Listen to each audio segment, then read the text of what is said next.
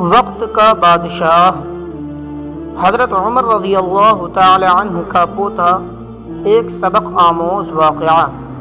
خلیفہ سلیمان بن عبد الملک بن مروان بیت اللہ کا طواف کر رہا تھا۔ اس کی نظر ایک نوجوان پر پڑی جس کا چہرہ بہت پروقار تھا، مگر وہ لباس سے مسکین لگ رہا تھا۔ خلیفہ سلیمان بن عبد الملک نے پوچھا، یہ نوجوان کون ہے؟ تو اسے بتایا گیا کہ اس نوجوان کا نام سالم ہے اور یہ سیدنا عبداللہ بن عمر رضی اللہ تعالی عنہ کا بیٹا اور سیدنا عمر بن خطاب رضی اللہ تعالی عنہ کا پوتا ہے۔ خلیفہ سلیمان کو دھچکا لگا اور اس نے اس نوجوان کو بلاوا بھیجا۔ خلیفہ سلیمان بن عبد الملک نے پوچھا کہ بیٹا، میں تمہارے دادا سیدنا عمر فاروق رضی اللہ تعالی عنہ کا بڑا مداح ہوں، مجھے تمہاری یہ حالت دیکھ کر بڑا دکھ ہوا ہے۔ مجھے خوشی ہوگی اگر میں تمہارے کچھ کام آ سکوں۔ تم اپنی ضرورت بیان کرو، جو مانگو گے تمہیں دیا جائے گا۔ نوجوان نے جواب دیا، اے امیر المؤمنین، میں اس وقت اللہ کے گھر بیت اللہ میں ہوں اور مجھے شرم آتی ہے کہ اللہ کے گھر میں بیٹھ کر کسی اور سے کچھ مانگوں۔ خلیفہ سلیمان بن عبد الملک نے اس کے پرمتانت چہرے پر نظر دوڑائی اور خاموش ہو گیا۔ خلیفہ نے اپنے غلام سے کہا کہ یہ نوجوان جیسے ہی عبادت سے فارغ ہو کر بیت اللہ سے باہر آئے، اسے میرے پاس لے کر آنا۔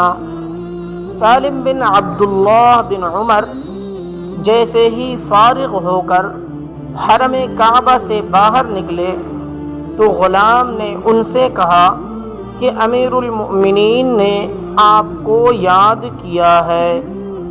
سالم بن عبداللہ خلیفہ کے پاس پہنچے۔ خلیفہ سلیمان بن عبد الملک نے کہا، نوجوان، اب تو تم بیت اللہ میں نہیں ہو، اب اپنی حاجت بیان کرو۔ میرا دل چاہتا ہے کہ میں تمہاری کچھ مدد کروں۔ سالم بن عبداللہ نے کہا، اے امیر المؤمنین، آپ میری کون سی ضرورت پوری کر سکتے ہیں، دنیاوی یا اخروی کی؟ امیر المؤمنین نے جواب دیا کہ میری دسترس میں تو دنیاوی مال و متاع ہی ہے۔ سالم بن عبداللہ نے جواب دیا، امیر المؤمنین، دنیا تو میں نے کبھی اللہ سے بھی نہیں مانگی، جو اس دنیا کا مالک کل ہے، آپ سے کیا مانگوں گا؟ میری ضرورت اور پریشانی تو صرف آخرت کے حوالے سے ہے۔ اگر اس سلسلے میں آپ میری کچھ مدد کر سکتے ہیں تو میں بیان کرتا ہوں۔ خلیفہ حیران و ششدر ہو کر رہ گیا اور کہنے لگا کہ نوجوان، یہ تو نہیں، تیرا خون بول رہا ہے۔